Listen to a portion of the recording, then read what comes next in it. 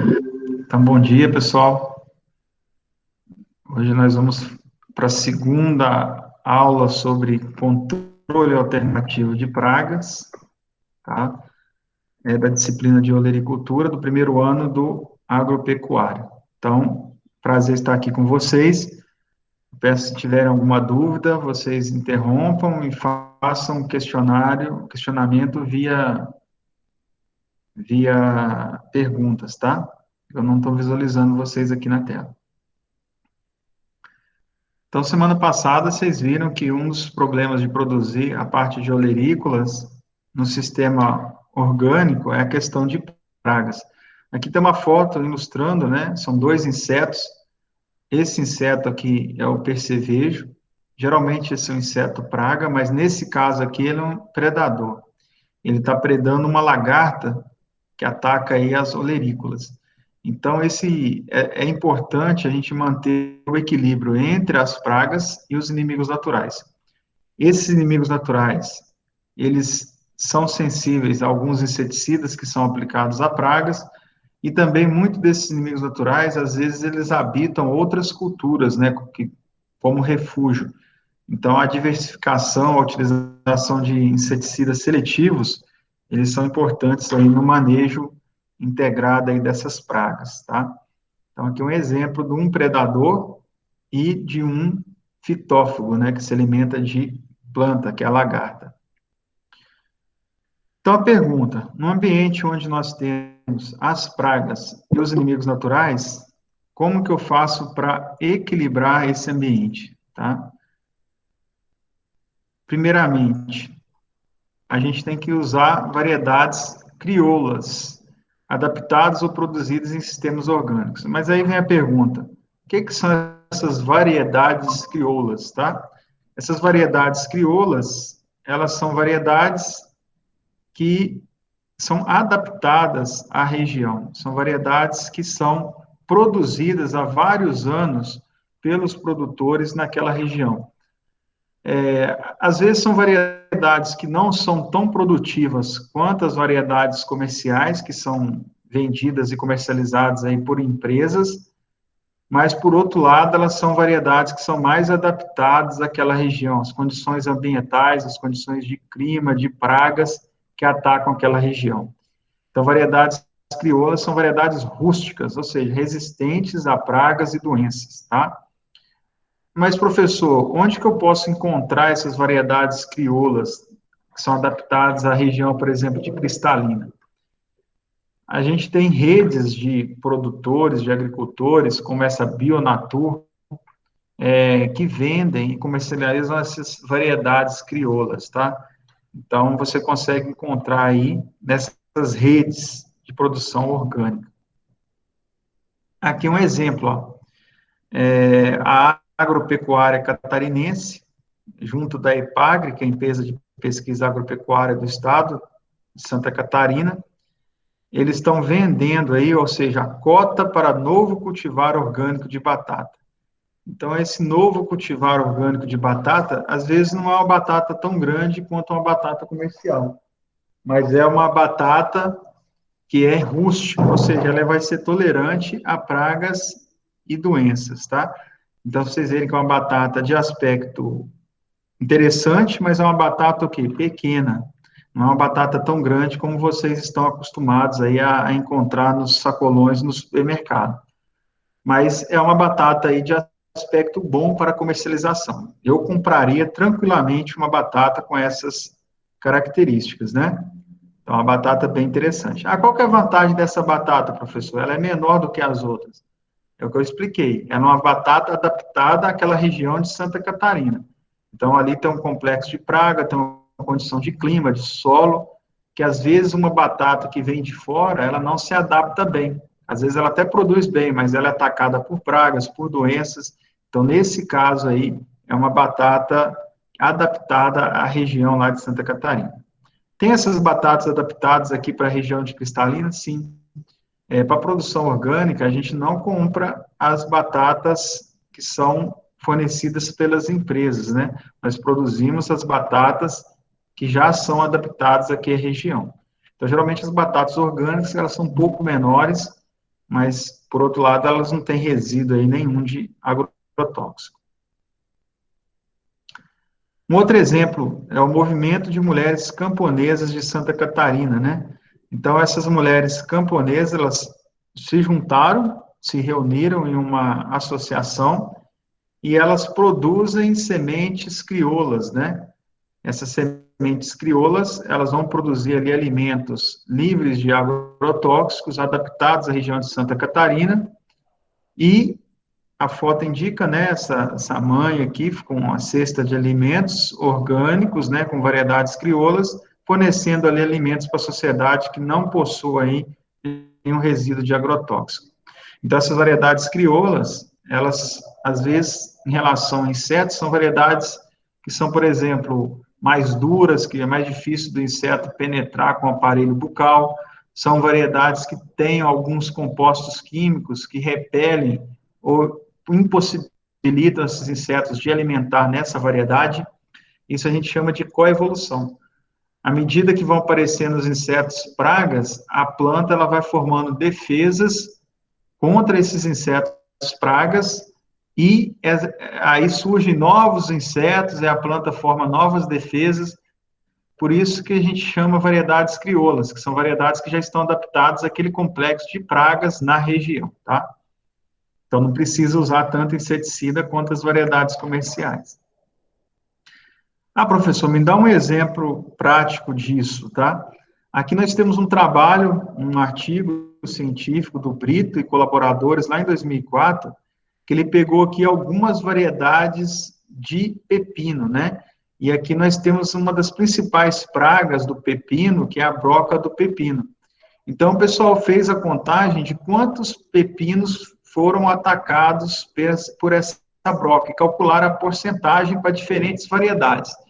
Então, nós temos aqui a variedade Panton, onde 50% dos frutos foram atacados pela lagarta, pela broca do pepino, que faz esse furo aqui no pepino.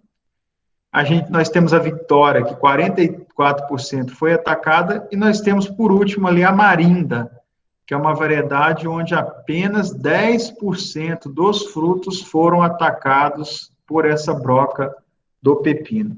Ou seja, essa variedade de Marinda, ela é muito mais resistente a essa lagarta do que a Panton, tá? Ou seja, isso pode ser uma estrutura um pouco mais grossa da parede celular, que dificulta ali a penetração desse inseto.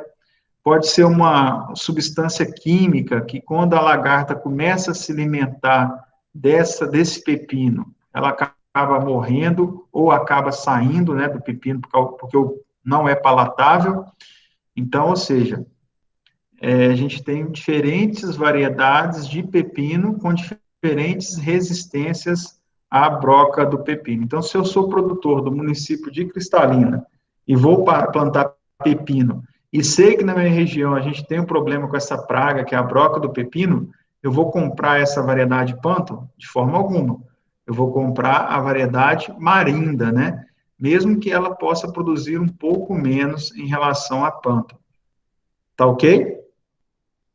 Pessoal, alguma dúvida? Vocês estão me ouvindo bem? Dá um ok aí no áudio, por favor.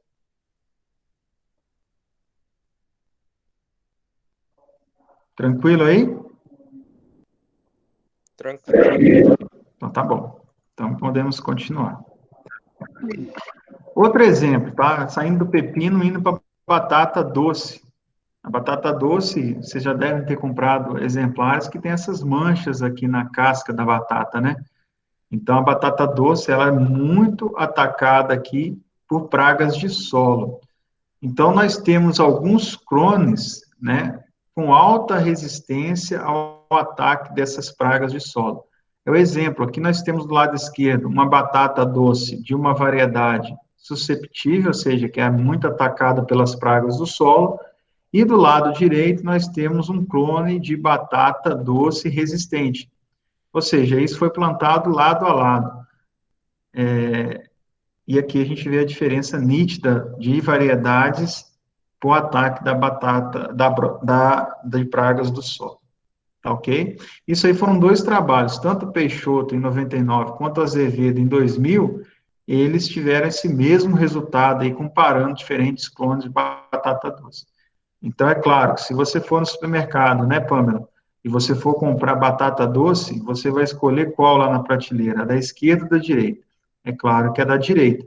Então, é importante também o produtor, na hora de selecionar a batata doce, a variedade para plantar na sua lavoura, ele escolher aquela variedade que tenha resistência a pragas do solo. Outro exemplo, tá? É o trips. O trips é uma praga diminuta, quase invisível a olho nu. Ele tem a asa franjada.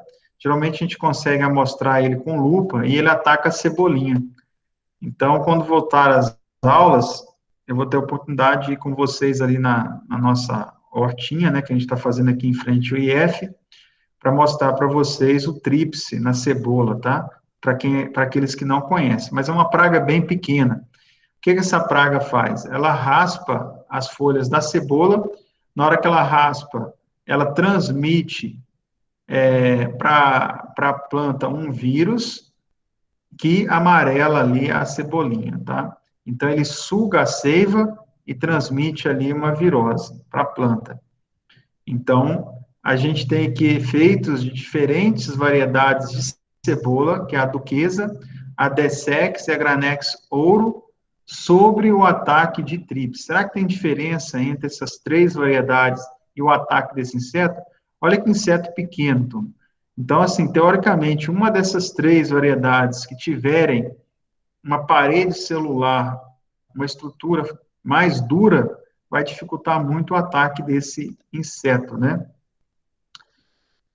Aqui só falando para vocês o que seriam as cultivares crioulas, tá? Então, essa produção e a comercialização dessas cultivares adaptadas à região, elas são reguladas por lei. Então, a gente tem a Lei de Sementes e Mudas, que é a Lei 10.711/03, e a Lei de Proteção de Cultivares, que é a Lei 9.456 de 97. Então, vamos pegar ali, por exemplo, o Rafael. O Rafael, ele quer comercializar as sementes que ele produziu na fazenda dele, as sementes de milho verde, por exemplo. Ele pode comercializar? Claro que pode. Inclusive, ele pode registrar aquele cultivar. Ele pode, por lei, ter aquele cultivar protegido, tá? Então, isso é uma vantagem. Então, essas sementes crioulas, elas podem ser produzidas e comercializadas como se fosse qualquer uma semente dessas empresas multinacionais, desde que você faça ali a descrição das características, né? Então, por exemplo, a gente tem espigas de diferente cor, com diferente cor de palha, as plantas, elas têm diferente tamanho de pendão, cor de pendão, então nós usamos isso para catalogar a nossa variedade, o nosso cultivar, tá bom? Tranquilo até agora, turma? Alguma dúvida? Eu preciso de ouvir. Tranquilo? Tá tranquilo. Tá bom. Pode perguntar, tá? A pior pergunta é aquela que não é feita. Então, aqui no artigo 2º, inciso 16 da Lei 10.771, as cultivares locais, também chamada de tradicionais ou crioulas, tá?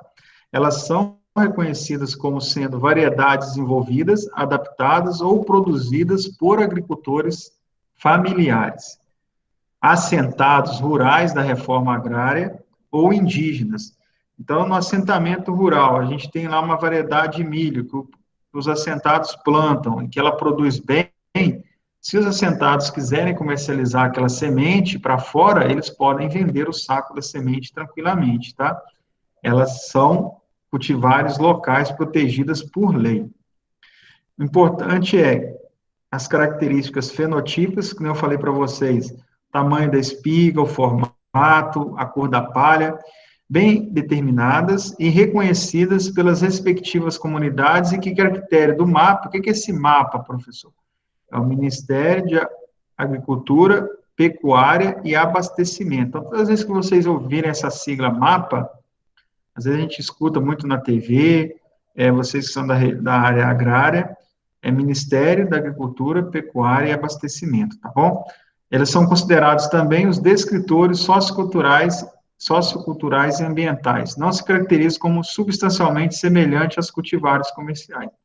Então, as cultivares comerciais, as sementes comerciais, elas, além dessas características fenotípicas que a gente consegue ver a olho nu, elas têm outras características, como marcador molecular, que vocês vão ver lá na frente, que através de genes, eles são utilizados ali para identificar essas sementes. Por que eles fazem isso?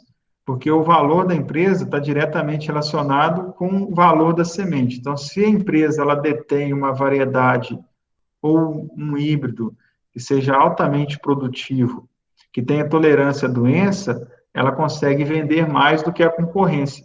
Então, além das características fenotípicas, o Ministério da Agricultura, Pecuária e Abastecimento, para essas empresas de grande porte, como Monsanto, Syngenta, Dow, eles também exigem alguns marcadores moleculares dessas plantas. Depois vocês vão aprender o que seriam esses marcadores moleculares, tá? Bom, e qual que é a importância da nutrição, né, da planta, do manejo do solo em relação aos insetos? Então, nós temos uma teoria, que ela é muito discutida atualmente, a gente chama de trofobiose, tá?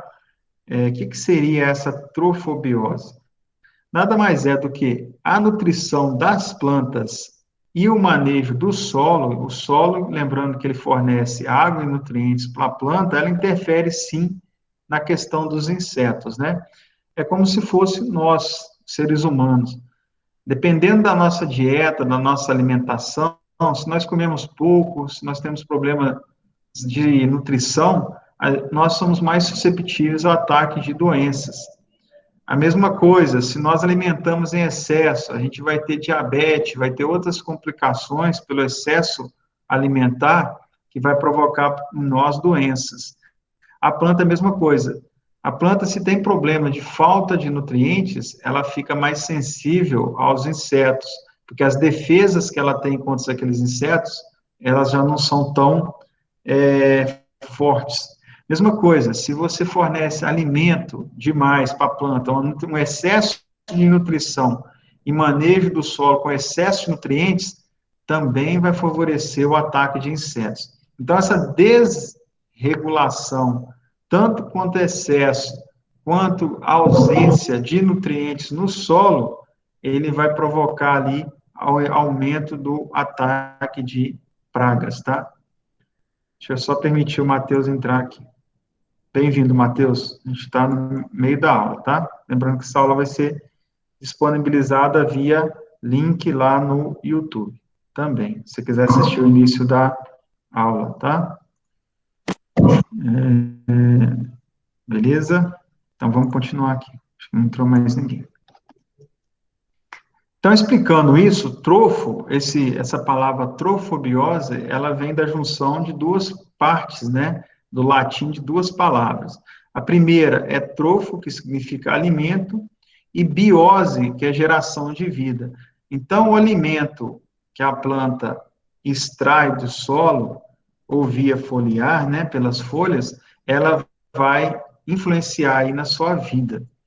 Então, o inseto, ele pode ser também controlado pelo alimento, né? Ou a doença também, ela pode ser controlada pela alimentação. Isso tanto em seres humanos, quanto também em plantas. Nisso nós somos muito semelhantes, né?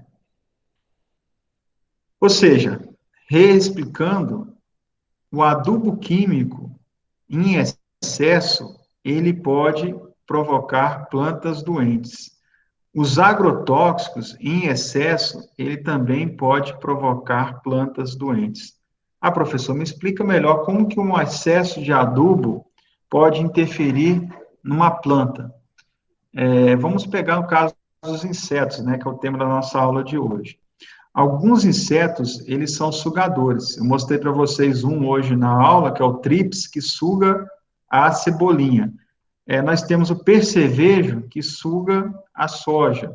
Nós temos vários insetos que são sugadores. O que é um inseto sugador? Ele pega o aparelho bucal, introduz na planta, ele introduzindo na planta, ele vai sugar a seiva, ele vai sugar os nutrientes. Para que o inseto faz isso? Porque ele usa esse nutriente da planta para se desenvolver. Então, um exemplo típico dessa questão da nutrição são os adubos à base de nitrogênio, os adubos nitrogenados. Um exemplo é a ureia, tá? A ureia nós aplicamos no solo para fornecer nitrogênio para a planta.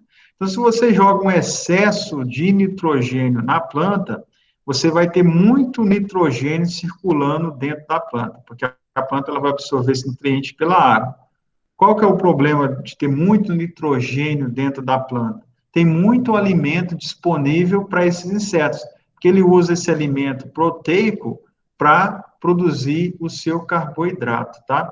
Então, quanto mais nitrogênio tem na planta, a tendência é mais insetos fitófagos estarem atacando essas plantas. Então, o excesso da adubação nitrogenada, além da poluição das águas, que é importante, né? Esse nitrogênio é levado pela água, vai parar lá no seu manancial, e no manancial, seja a represa, seja o rio, esse excesso de nitrogênio vai favorecer o desenvolvimento de algas, e essas algas, elas respiram, né? Elas tiram o oxigênio da água, acabando por matar ali os peixes e outros animais. Então, um problema, o excesso de nitrogênio, além de ser um problema para atrair insetos sugadores, é um problema também para desenvolvimento de algas em represas, e essas algas, elas acabam matando os peixes e os outros animais por falta de oxigênio na água, tá?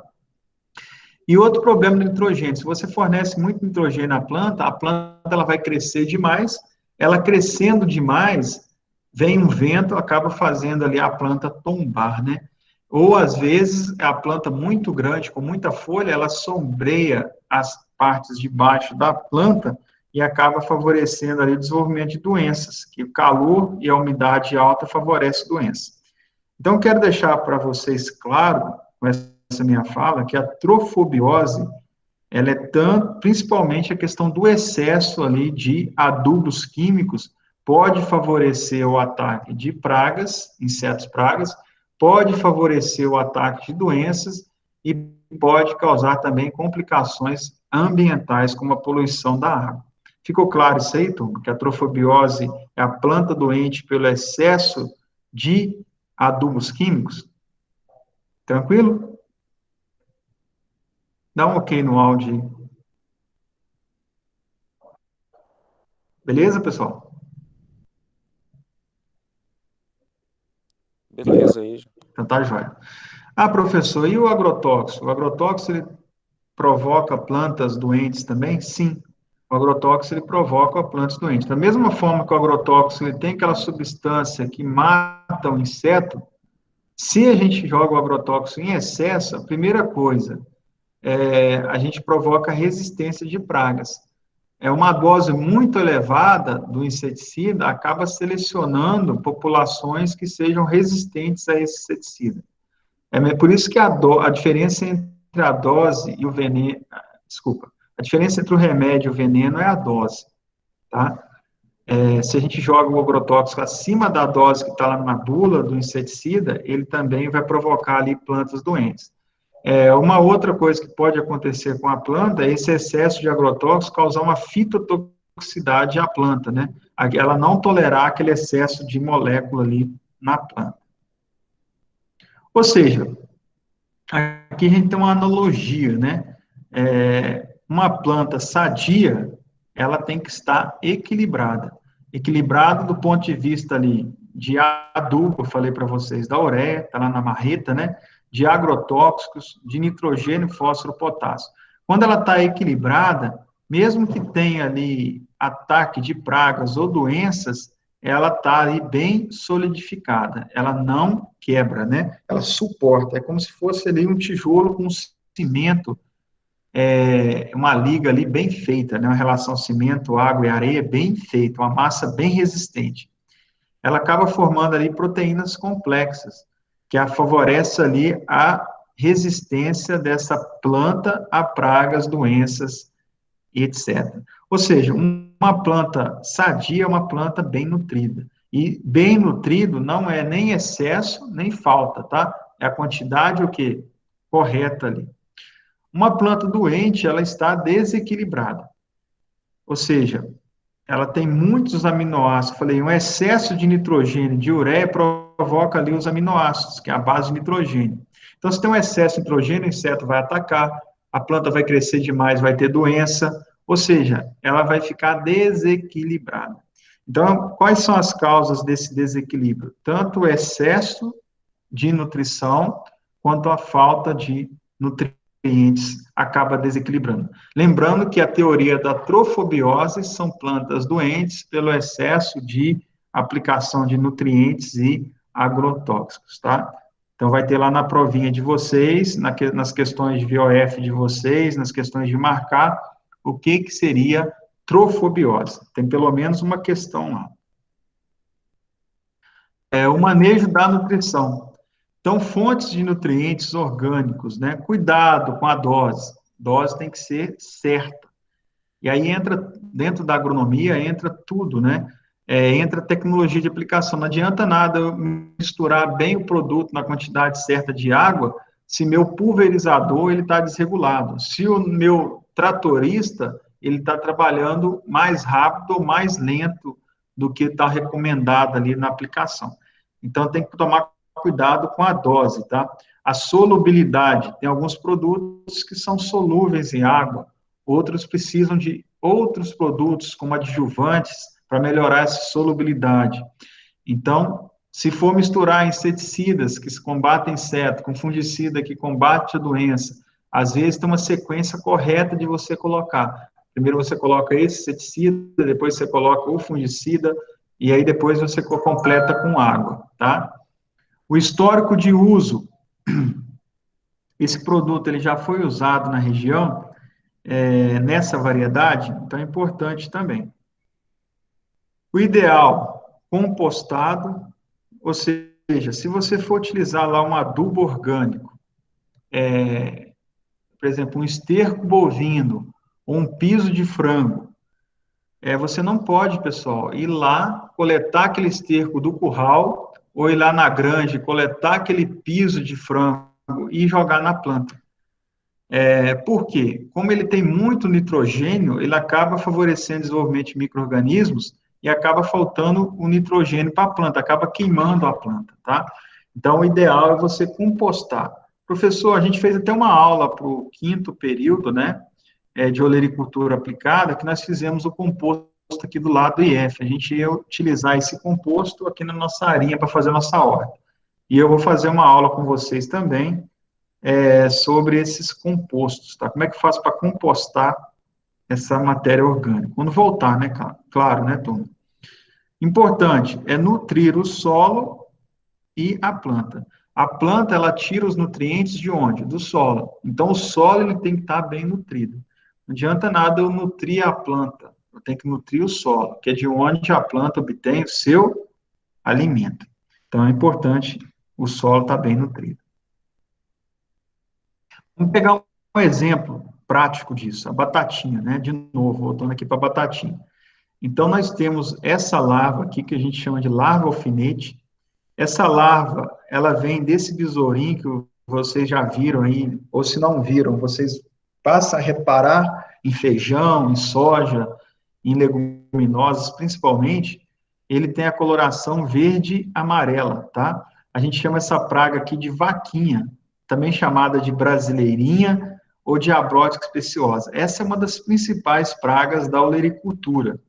Ela coloca o ovo na planta e esse ovo vira essa larva aqui, que a gente chama de larva alfinete. Essa larva alfinete vai lá para a batata e começa a comer essa batata, formando esses pontos pretos aqui. Eu tenho certeza que vocês já compraram alguma batatinha que tem esses pontinhos pretos aqui.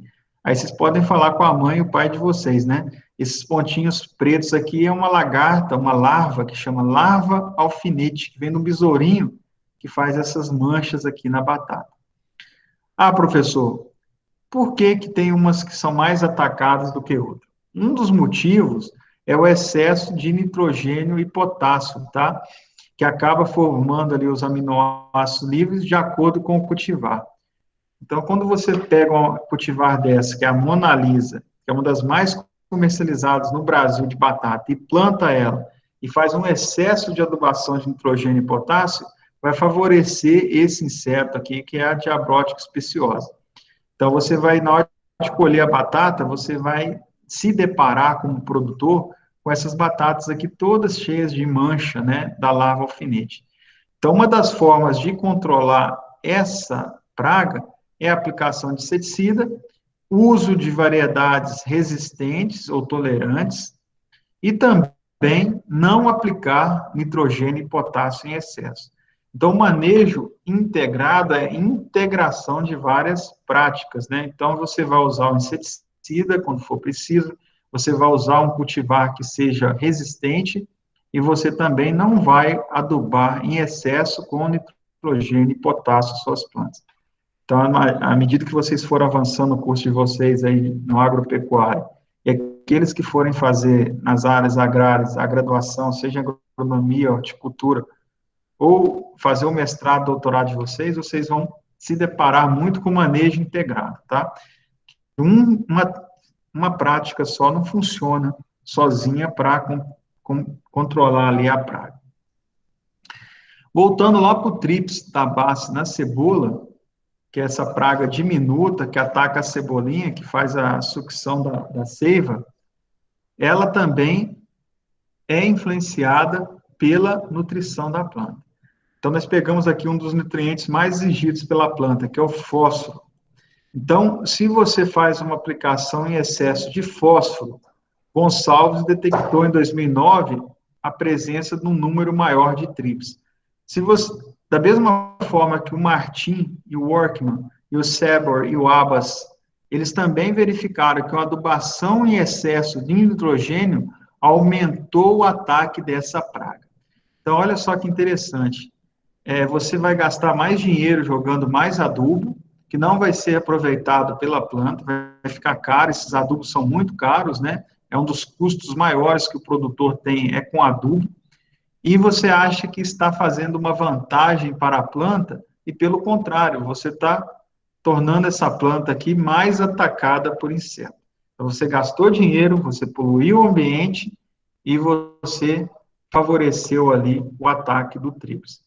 Então, vocês, como futuros técnicos agropecuários, vocês, como futuros agrônomos, vai ser importante você garantir que a dose esteja correta para aquele tipo de solo, naquela condição, para aquela cultura.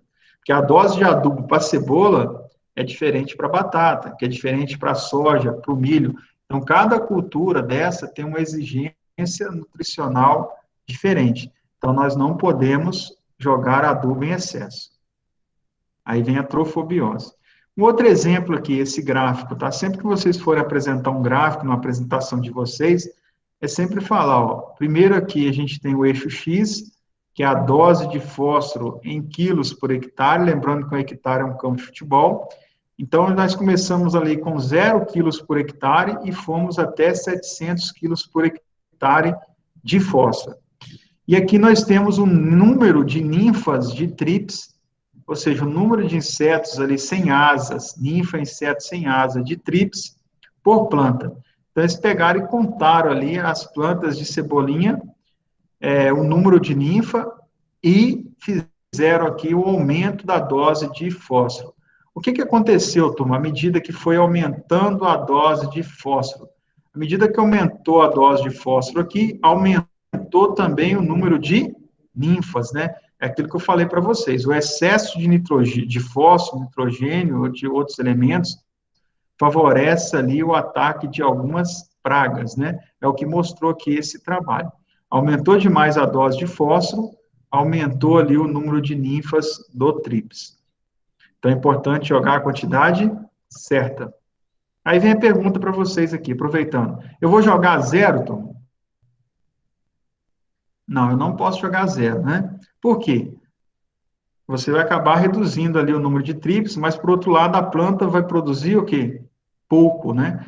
Então, a gente tem que jogar ali uma dose intermediária, que não aumenta muito o número de trips, mas também que não reduza muito o rendimento ali da cebolinha, tá? Então, a gente precisa de uma cebolinha bonita, com tamanho de folha interessante, para o consumidor comprar aquela cebolinha nossa. Não adianta nada eu ter uma cebolinha que não tem ataque de trips, ou que tem um baixo ataque de trips, mas ela é muito pequena e não produz bem.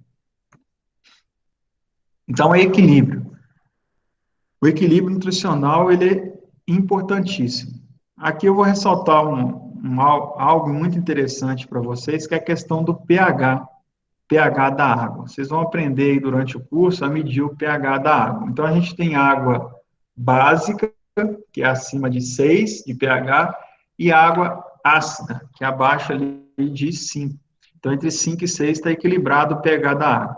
Muitas pessoas que têm piscina estão acostumadas muito a medir o pH da água para jogar o cloro, né? Para jogar o corretor de pH. Então, o pessoal faz isso muito em piscina. Mas na agricultura nós fazemos muito também, porque se você pega uma água de uma qualidade ruim, ele vai afetar ali a questão dos nutrientes, principalmente o nitrogênio, o fósforo e o potássio.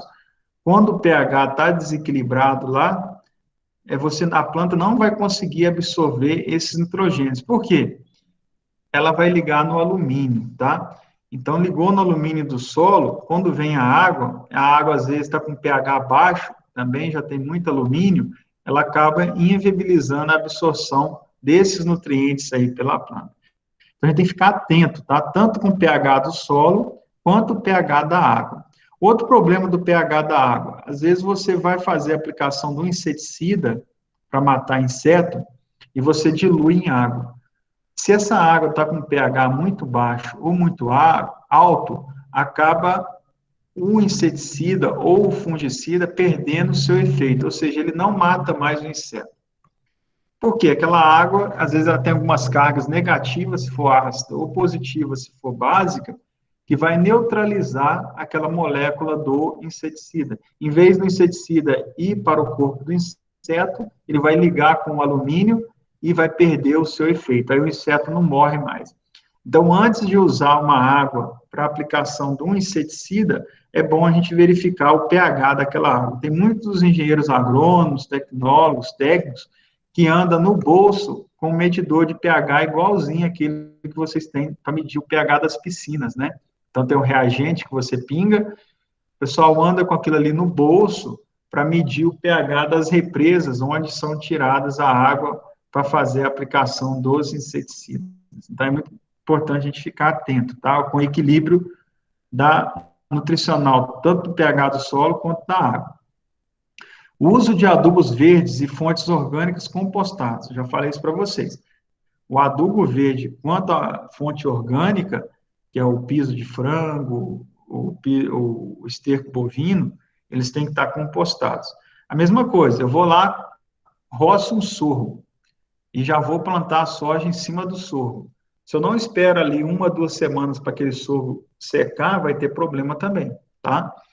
Sempre utilizar análise de solo e dados de pesquisa, né? Para mim saber a quantidade correta de nutrientes que eu vou ter que utilizar ali para não favorecer essa trofobiose. Então, a pergunta, como que eu vou equilibrar? A resposta está aqui. Primeiro, o manejo ecológico do solo, né? Aqui nós temos um exemplo disso. Olha que solo bonito, turma. Olha que palhada bonita, né? Então, quando tem uma queimada na fazenda do produtor, geralmente o rendimento no próximo ano vai cair. Porque isso aqui é fonte de nutrientes, e essa camada de matéria orgânica aqui, ela protege o solo do calor, retendo a umidade, e também favorece ali a questão, quando dessas primeiras chuvas, se forem chuvas pesadas, se você não tiver essa cobertura do solo, acaba formando ali o que a gente chama de vossorocas, né? Que são ali as enxurradas que formam ali aquelas buracos no meio da lavoura, que dificulta ali o manejo com máquina e etc. Então, o que é esse manejo ecológico? Primeiro, o adubo verde. O que é o adubo verde? O adubo verde é o seguinte, geralmente você tem duas safras, você tem a safra de milho, falando em grandes culturas, depois de soja e depois de milho safrinha. Aí o solo fica descoberto ali durante todo o inverno. Então, esse adubo verde é uma crotalária, uma mucuna, algumas espécies vegetais e você planta ali para manter o solo sempre coberto ali, mesmo na entre-safra, tá? O plantio direto. O que é o plantio direto? É o plantio sem a utilização de arados e grades, né? Algumas culturas, como cebola, batata, é mais complicado, mas as grandes culturas, soja, as fruteiras, a gente não usa arar nem gradear o solo. Por que não é bom arar e gradear o solo? Porque vem uma chuva, acaba lavando toda a parte superior do solo. Utilização de compostos, né? Falei para vocês alguns, o humus, que é aquele composto formado pelas minhocas californianas, a gente consegue comprar no Mercado Livre, né, inclusive as caixas já prontas, para a gente aproveitar os restos de alimentos para produzir humus ali para as plantas. Tem muita gente que compra e cria essas minhocas em casa, para usar na horta, para usar nas flores. Os estercos, né, os estercos, eles têm que estar o quê? Curtidos. Aqui um exemplo prático, né? Um adubo verde. Então, durante ali o inverno, algumas plantas ali, nesse caso aqui, a crotalária, o pessoal depois, antes do plantio, eles vêm, roçam e formam essa cobertura bonita. Eu falei para vocês que é importante o manejo. Eu não posso vir logo depois aqui plantar soja. Tem que esperar essa cobertura aqui secar para que não tenha problema ali com excesso de nitrogênio queimando nas plantas. Aqui o exemplo do plantio direto, né? O pessoal plantando arroz ou colhendo ali cebola no plantio direto, ou seja, eles não removem essa cobertura do solo, não passam o arado e a grade. E o exemplo do plantio direto ali da cebolinha, né? Olha que bonito, o solo não está descoberto e a cebolinha ela está verdinha. Então, isso aqui mantém a umidade do solo, essa palhada, e ajuda ali no equilíbrio da planta. O composto, então, aqui é a produtora rural, né, pequena produtora rural, em vez de gastar ali 120, 130 reais com um saco de adubo, ela está produzindo ali o seu composto orgânico com restos de vegetais e também com esterco, né? Esse composto orgânico, ele é tão rico quanto o adubo mineral. Às vezes ele é mais rico ainda que o adubo mineral. Escolher o local e a época de plantio mais adequado. Então, o local ele deve ser ensolarado pela manhã, para evitar ali a questão dos fungos, né? Em algumas culturas, como a batata, o tomate, a cebola, o morango e a uva. Então, sempre na hora de você dimensionar a sua horta, você coloca sempre o sol pela manhã, nunca o sol pela tarde. E o cultivar certo para a época. Tem alguns cultivares que são adaptados ali para o plantio no verão, e outros são cultivares adaptados ao plantio do inverno. Qual que é a diferença? O verão ele é quente e úmido. O nosso inverno ele é mais frio e seco. Então, não são as mesmas plantas que nós utilizamos no verão que nós vamos utilizar no inverno. Tranquilo, pessoal? Até aqui? Tem alguém me acompanhando aí? Não, ok? Ok. Obrigado. Então, vamos continuar. Beleza, se eu fiz a adubação correta, se eu escolhi a variedade correta, que é resistente, se eu apliquei a dose certa do adubo, se eu fiz a compostagem do adubo, eu fiz tudo certinho, mesmo assim pode ocorrer inseto na lavoura. A probabilidade, ela reduz, mas pode ser que ainda assim aconteça problema de pragas. E aí, professor, como que eu faço? Eu fiz tudo certinho, eu escolhi a variedade crioula, eu plantei aquela variedade na época certa, eu fiz a análise de solo, eu usei o plantio direto, eu usei lá o esterco bovino junto com o piso de frango, sempre compostado, fiz tudo certinho, aí apareceu aquela vaquinha. Como que eu faço? Aí, como último recurso, nós sempre sugerimos ali a utilização de caudas. O que seriam essas caudas? Isso é interessante, que boa parte dos inseticidas que nós temos hoje no mercado, foram produzidos a partir de plantas. Exemplos, professor, os neonicotinoides, que é um grupo de inseticida importante. Eles vieram da nicotina, que a nicotina é um extrato do fumo, né? Do fumo que o pessoal usa aí no cigarro. Então, se você pegar o extrato do fumo e aplicar nas plantas atacadas por pulgão, por trips, que são insetos ali sugadores, eles acabam matando aqueles insetos. Então, essas caudas, elas podem ser de fumo, elas podem ser de uma planta que a gente chama de nim, tá? E os inseticidas neonicotinoides, por exemplo, o que os cientistas fizeram? Eles verificaram que alguns insetos que se alimentavam do fumo, ou quando aplicava a cauda do fumo, morriam. Eles foram, identificaram a molécula que é responsável pela morte do inseto e começou a produzir isso em laboratório numa concentração maior. E aí, sim, produziu um inseticida que a gente chama organofosforado, que é a base de compostos orgânicos que foram sintetizados em laboratório. A gente chama de organosintéticos, né? São inseticidas sintetizados de moléculas orgânicas nas plantas. Então, boa parte dos inseticidas, eles são produzidos a partir das plantas. Só que o que o pessoal fez, os cientistas fizeram? Eles coletaram aquele extrato, identificaram a parte da planta que era responsável pela morte do inseto, produziram ele em laboratório e começaram a chamar de inseticida. Viu que interessante? Então, nós, como produtores rurais, nós não precisamos comprar inseticida. Nós podemos abrir mão de algumas caudas que são produzidas a partir de plantas, de nutrientes, tá?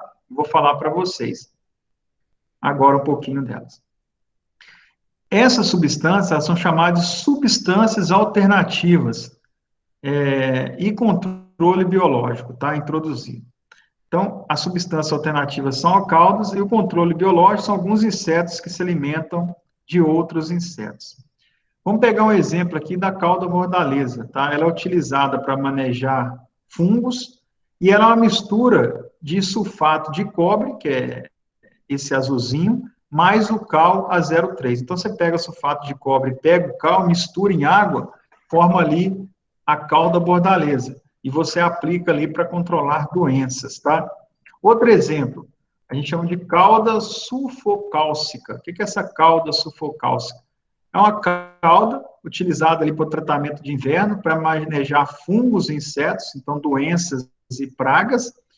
É 20% de enxofre, que você compra em casas agrícolas, né, de comercializa inseticida, mais 0,8% de álcool, mais 20% de cal. Você dilui isso aqui em água e você vai controlar ali fungos e insetos. Extrato de plantas. Nós temos plantas fertiprotetoras, né, e plantas repelentes. Então, às vezes, aquele extrato da planta, ele não mata o inseto, mas ele repele o inseto. O inseto, ele tem o aparelho dele de olfato, então ele tem o sentido do olfato bem aguçado. Quando ele sente aquele aroma, aquele cheiro ali, às vezes, daquela cauda, o que acontece? Ele acaba ali saindo ali. Então, ele é utilizado, o extrato de plantas, tanto para matar o inseto, quanto para repelir o inseto, tá? Então, é diferente. Um exemplo, professor, de repelentes de insetos, que é o extrato de pimenta, né? Do mesmo jeito que nós sentimos o odor da pimenta, o gosto da pimenta muito forte, o inseto, ele também sente esse odor e sente esse gosto, né? O paladar da pimenta. Então, muitas vezes, o pessoal faz ali o extrato, extrai a pimenta, dilui em água e aplica em álcool por 24 horas. Deixa ali 24 horas em álcool a 10%, e depois faz a aplicação na planta ali. O inseto vai chegar, vai sentir aquele cheiro, aquele gosto ruim, e vai repelir o inseto. Outro exemplo é o extrato de alho, tá? Você coloca a planta em álcool ali por 24 horas, então 50% de planta, 50% de álcool, e você aplica ali na planta. Hoje nós temos produtos comerciais à base de óleo para utilização do manejo do ácaro, tá? Que é uma praga importante nas culturas. Então, o alho também, ele repele ali os insetos. Para ácaro, nós podemos utilizar ali, ácaro é um inseto bem pequeno, não é um inseto, é um artrópode, né? Ele tem 4 patas, é diferente do inseto que tem 3 pares de patas, vocês vão ver isso em entomologia, mas ele ataca, ele suga as plantas, né? Então, o ácaro é um dos principais problemas aí da lavoura. Então, você pode pegar a folha da bucha, fazer o extrato em água, que controla o ácaro. O bulbo de alho amassado, ele também controla o ácaro. A folha da trombeteira, né, que é essa planta aqui, ela também controla o ácaro, tá? Então, você faz ali em dose de 10%. Outro exemplo para fungo, pulgão e ácaros é o chá de cavalinha, tá? Verde. Esse cavalinha verde, você consegue fazer o chá dela em 2% e aplicar. E o chá da cavalinha seca, aí você pode secar, aí ele vai precisar só de 0,3%. E quando você seca, ele perde a água e potencializa ali a molécula que é inseticida, tá? Então, a cavalinha também, ela controla fungo, pulgão e ácaro. Para pulgão, ácaro e lagarta, você tem o chá de cravo de defunto. Então, nós estamos com um projeto agora da Mariana, lá na nossa área experimental nova, que nós vamos trabalhar com cravo de defunto, né? Uma planta ornamental, mas ela tem algumas propriedades inseticidas. Então, você pode fazer a diluição de 10% desse cravo de defunto, que você vai matar ali pulgão, ácaro e lagarta. Outro exemplo, para pulgão, é o chá ou macerado, né, de confrei. Confrei, essa planta aqui, você pode fazer o chá ou macerar essa planta em 5% de planta e 95% de água, e depois você aplicar ali nas roseiras, nas plantas, para controlar pulgão. E controla mesmo, tá, pessoal? O manejo de pulgão, de novo, a fruto da jurubeba, 5%, você pode extrair a jurubeba, muito comum aqui, fazer o macerado e diluir com 95% de água, aplicar. E a folha também, você pode pegar a folha da jurubeba e diluir ali com 10% de folha e 90% de água, que vai controlar também o pulgão. Então, quando sua mãe tiver no jardim problema com pulgão, eu já dei várias alternativas aí para vocês controlarem, tá? Um último conceito também importante, está terminando, né? Está dando aqui às 11 horas, é a questão da homeopatia, tá? O que é homeopatia? O semelhante cura o semelhante. Então, o tratamento se dá a partir da diluição e dinaminação da mesma substância que produz o sintoma no indivíduo. Ou seja, o uso de substâncias diluídas e dinamizadas. Então, é muito comum, por exemplo, a gente ter uma lagarta que ela está atacada por um fungo, ou por um vírus. Então, você pega aquela lagarta que está atacada por um vírus, você joga ela no liquidificador, você bate aquelas lagartas que estão com baculovírus, você coloca água e aplica na lavoura. Então, aquele vírus que está junto com a água, ele vai atingir aquelas lagartas que não têm o vírus, e elas vão ficar doentes. É como se eu pegasse um coronavírus, fizesse um maçarelado de pessoas com coronavírus, né, com aquela substância, começasse a aplicar nas pessoas, né? Você acaba contaminando todo mundo. A mesma coisa o produtor, às vezes, ele faz. Ele pega uma lagarta com um vírus, bate aquilo ali no liquidificador, joga água e sai aplicando na lavoura. Isso a gente chama de homeopatia. É uma dose muito baixa do vírus, mas que é suficiente ali para matar. Por exemplo, na agricultura, o cultivo homeopático não trata exclusivamente uma determinada praga ou doença, e sim a planta como um todo, mesmo quando ela está saudável, em busca de equilíbrio. No entanto, pode ser usado também para combater problemas que podem dizimar uma plantação, como, por exemplo, o ataque de insetos. Eu dei o exemplo do ataque de insetos, que é o assunto da aula, mas você também pode usar a substância homeopática, por exemplo, na agricultura agroecológica, na biodinâmica, principalmente, o pessoal pega chifre de boi, coloca algumas substâncias de algumas plantas maçareladas ali dentro, enterra no solo e deixa ali por 30 a 40 dias enterrado. Depois o pessoal desenterra aquele chifre, joga dentro de um pulverizador, completa com água e aplica nas plantas. Qual que é a função daquele preparado? Tem alguns nutrientes, micronutrientes, que favorece ali o equilíbrio da planta, né? Ele vai fornecer alguns nutrientes ali que vão deixar essas plantas mais bem nutridas. Lembrando que as plantas mais bem nutridas, elas vão estar mais resistentes ao ataque de inseto pragas. Exemplo de preparados homeopáticos. A gente tem um calcário de conchas. Então, é a concha marinha mesmo, tá? O pessoal faz o calcário, ou seja, tritura aquelas conchas marinhas e faz aplicação em cebola. Então, alguns produtores aqui da região usam esse calcário de concha para aumentar aqui a produção de cebola. Então, a dose muito pequena, né? É claro que, imagina, não é igual um gesso, um calcário, que são aquelas montanhas. Então, como é uma quantidade muito pequena, nós chamamos de preparados homeopáticos. Mesmo uma quantidade muito pequena de calcário de concha vai aumentar o rendimento da cebola. Outro exemplo, carbovegetales, né?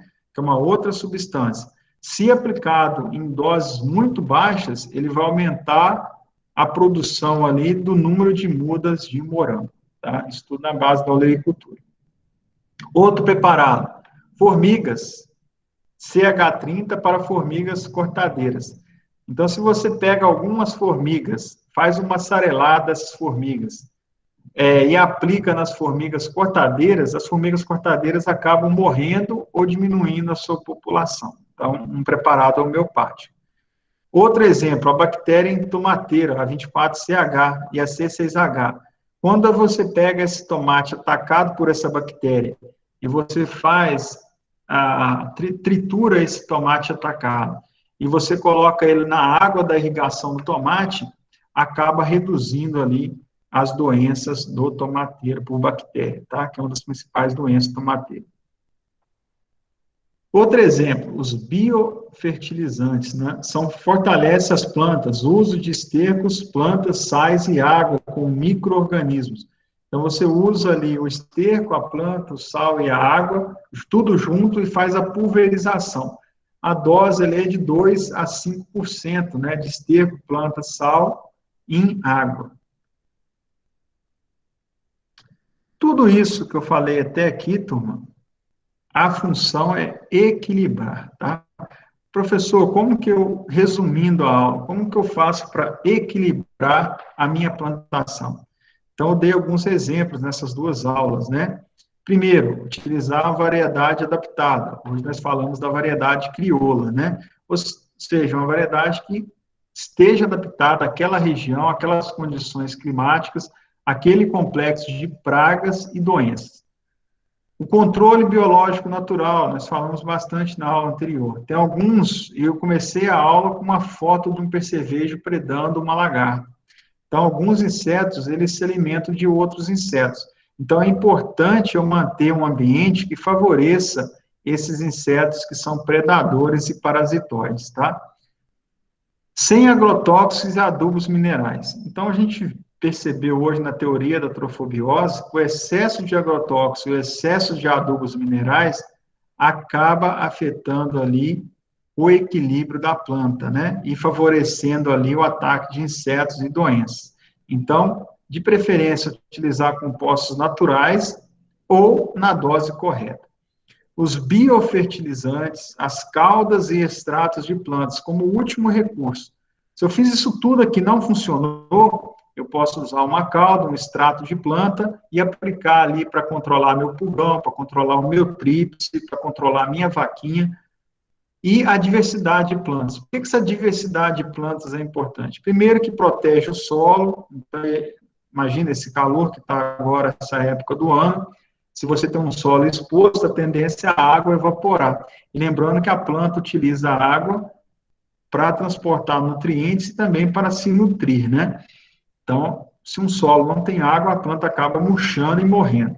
Então, ela vai proteger ali o solo, ela vai servir de abrigo para esses inimigos naturais viverem ali, ela vai evitar ali a vossoroca, que eu expliquei, um manejo ecológico do solo. Falei para vocês, a questão do plantio direto, não arar e gradear o solo.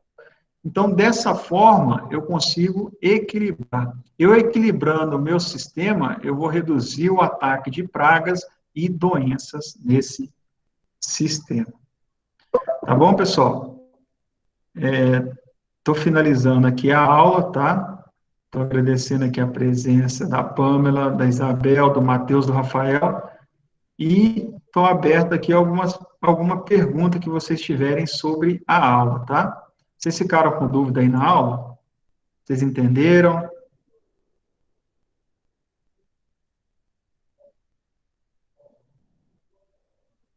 Está esperando, pessoal. a resposta de vocês. Se quiserem responder no chat, tá? Entendemos aqui. Viu a importância de equilibrar, Pamela, Rafael? Então, nós temos que equilibrar, tá? Por isso que vocês estão estudando essa parte agropecuária. Não é fácil. Vocês daqui a pouco serão médicos das plantas, né? Quando vocês vão no médico, ele examina vocês. Vocês vão examinar ali as plantas, tá bom? Então, muito obrigado. Eu vou interromper a gravação aqui agora e vou disponibilizar ela no YouTube.